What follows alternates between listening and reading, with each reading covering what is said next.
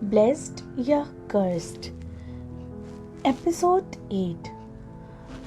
आरोही की बेवकूफ़ी भरी बातें और अभिमान का गुस्सा।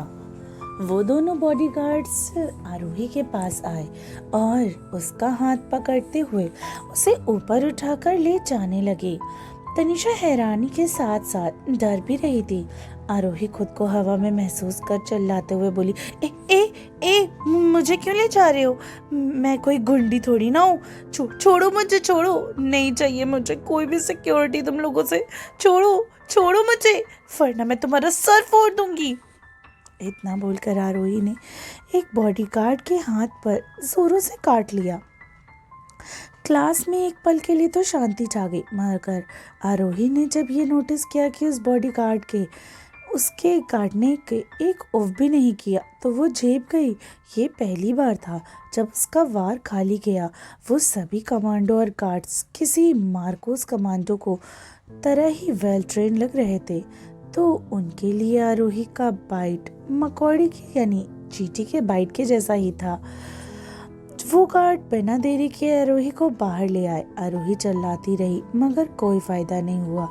आरोही बेटा, आखिर तूने इस बार क्या कांड किया है? सच में कहीं तूने किसी अमीर आदमी की हड्डी पसली तो नहीं तोड़ दी? My God. प्रिंसिपल ने आरोही से अपने माथे पर शिकन लाते हुए पूछा। आरोही चिल्लाते हुए बोलती है, सर मैं गली का गुंडा हूँ, देश का थोड़ी ना। मेरे अंदर इतनी हिम्मत नहीं है। आप पुलिस को बुलाइए, वरना ये लोग पता नहीं मेरी किडनी भी बेच डालेंगे।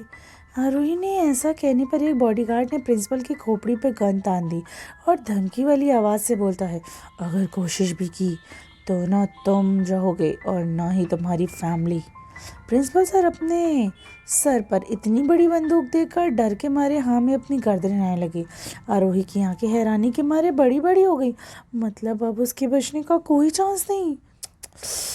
कहीं ये कल वाले गुंडे तो नहीं? आरोही ने एक पल के लिए सोचा। तभी वो गार्ड्स आरोही के हाथ पैर और आंखों पे पट्टी बांधकर उसे कार के अंदर डाल देते हैं। आरोही कार में बैठने से ज़्यादा चपर चपर करने लगी। सालो कीड़े पड़ेंगे तुम्हारे मुंह के अंदर। एक अकेली लड़की को उसकी मर्जी के खिलाफ जाकर किडनैप करते हो। शर्म तेल बेचने गई है क्या तुम लोगों की? तुम लोग मेरे बाप को जानते नहीं, वो अंडरवर्ल्ड का डॉन है। अगर उन्हें पता चला कि उसकी इकलौती बेटी को तुम लोगों ने किडनैप कर लिया है तो वो तुम्हारी अतड़ियाँ तुम्हारे पेट से बाहर निकाल कर चील को खिला देगा। देखो आखिरी बार कह रही हूँ, मुझे छोड़ दो, वरना क्या कर कर कर हर हुर हुर हुर टुर।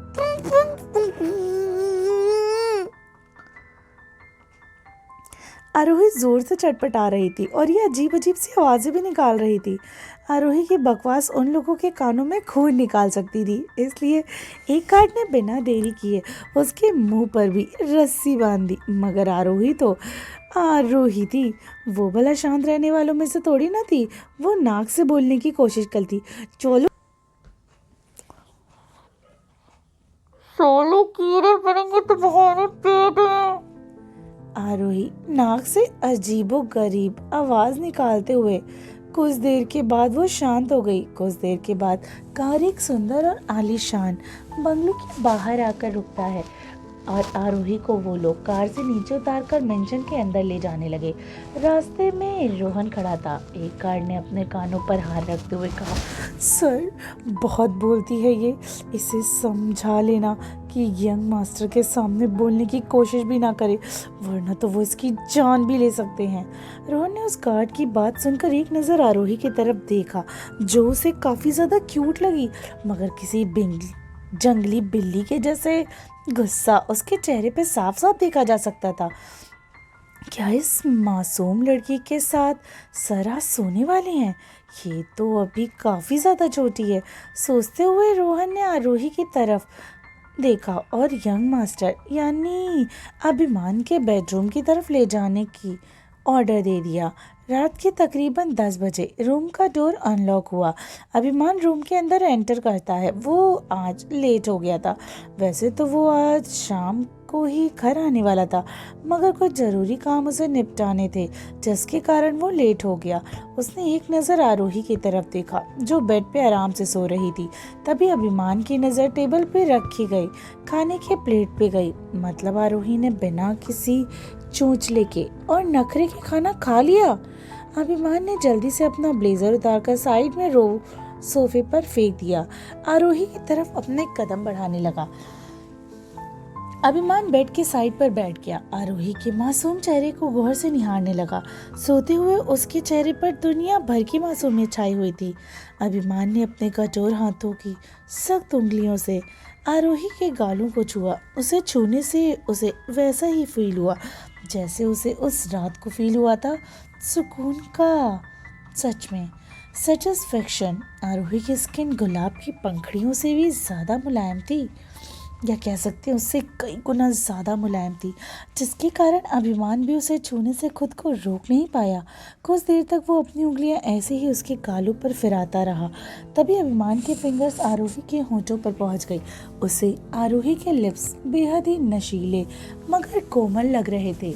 आरोही को यूं ऐसे छूने से अभिमान अपने शरीर में बढ़ती गर्मी को महसूस कर पा रहा था। ये पहली बार था जब वो किसी लड़की के इतने करीब आया था, और सिर्फ करीब ही नहीं बल्कि उसे छू भी रहा था। ये फीलिंग और ये एहसास उसके लिए नया था। अभिमान का तो मन किया कि वो आरोही के लिप्स को अपने लिप्स से कैप्चर कर ले, इसलिए वो जैसे ही आरोही के करीब आया और उसे किस करने के लिए आगे बढ़ा ही कि तभी कुछ सोचते हुए वो बीच में रुक गया और पीछे हट गया। अभिमान बेड से उतरकर सीधा वॉशरूम में शावर लेने के लिए चला गया। वह आरोही के साथ सोने में काफ़ी ज़्यादा एक्साइटेड फील कर रहा था, क्योंकि कल रात जब आरोही उसके साथ सोई तब उसे पूरी रात लोगों के दर्द से चीखने चिल्लाने की आवाज़ें नहीं सुनाई दी थी। जब से वो पैदा हुआ था तब से उसे धरती के हर प्राणियों के दुख दर्द और उनके रोते हुए चेहरे उसके सपने में आया करते थे, जिसके कारण तो वो कई रातों तक ठीक से सो तक नहीं पाया था। न जाने क्यों उसे ये सपना आया करता कि आखिर इसके पीछे का कारण क्या था, ये अभिमान जानना चाहता था, मगर कभी जान नहीं पाया। जब कल रात आरोही उसके पास सोई तो किसी देवदूत ने उसके कानों में आकर उससे कहा कि यही लड़की तुम्हारी बीमारी का इलाज है, इसे कभी खुद से अलग मत होने देना। आज सुबह जब आरोही और उन बालों की डीएनए रिपोर्ट आ गई तो उसे ये समझते देर नहीं लगी कि आरोही ही वो लड़की है जो कल रात उसके पास सोई थी। मैं नहीं जानता कि तुम क्या हो, मगर मैं इतना ज़रूर जान गया हूँ कि आज के बाद से मुझे वो सपने आने बंद हो जाएंगे। अभिमान अपने मन में कहकर शावर लेने गया। शावर का पानी सीधा उसके बालों से होता हुआ उसकी मस्कुलर बॉडी से फिसलकर उसके 8 एब्स के नीचे गिर रहा था।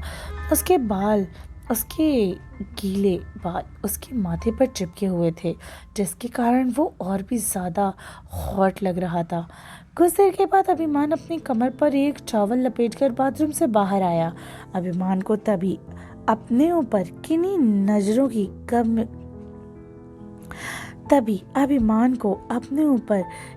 नजरों की तपिश महसूस हुई।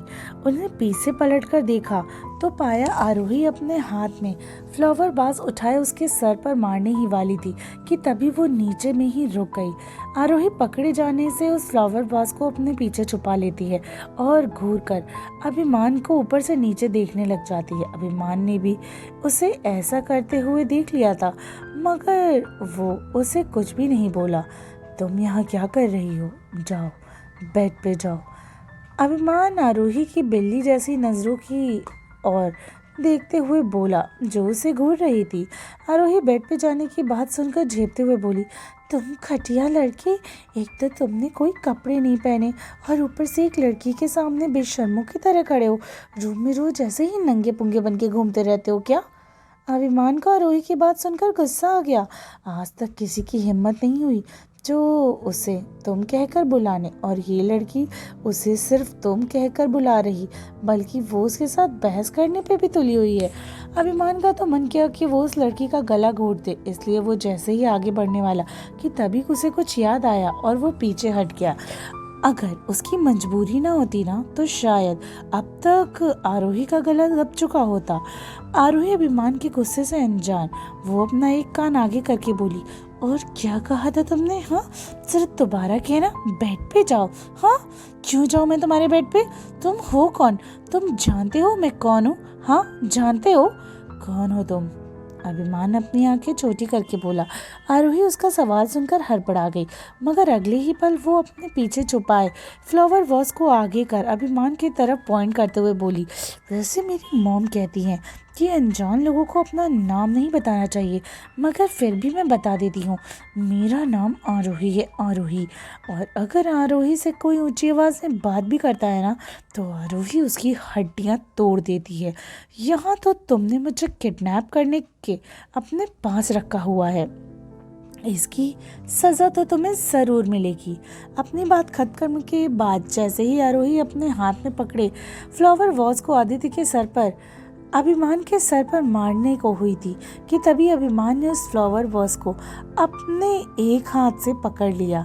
आरोही ये देखकर एक पल के लिए तो स्तब्ध रह गई, मगर अगले ही पल जैसे ही वो उस फ्लावर वॉस को उससे छीनने को कोशिश करने लगी कि तभी अभिमान ने उस फ्लावर वॉस को गुस्से में सामने वाली दीवार पर दे मारा। बैंग की आवाज़ के साथ कमरे का एक पल में शांति छा गई। आरोही जो किसी से नहीं डरती वो एक पल के लिए तो डर गई। आरोही ने डरते हुए एक नज़र अभिमान की आंखों को देखा, जिसकी आंखें भेड़िए की तरह लग रही थी। वो लाल हो चुकी थी। गुस्से में उसके गले और हाथों की नसें बाहर उभर आई थी, जिसके कारण आरोही को ऐसा लग रहा था जैसे अभिमान अभी साइंस फिक्शन मूवी की तरह बिल्कुल इंसान से भेड़िए में तब्दील होकर उसे अभी खा जाएगा। आरोही डर के मारे 2 कदम पीछे हट गई।